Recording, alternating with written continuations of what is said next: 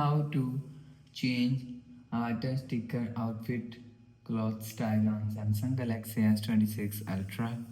Let's start the video. First of all, go to app library. Here click on settings app. Now in setting, scroll down and click on advanced features. After you click on advanced features, scroll down and click on Galaxy Avatar.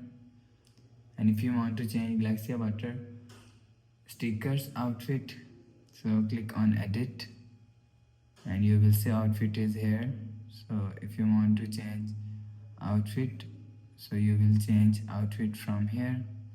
After change outfit, click on save. You will see sticker outfit is changed. After the process, go back to home screen.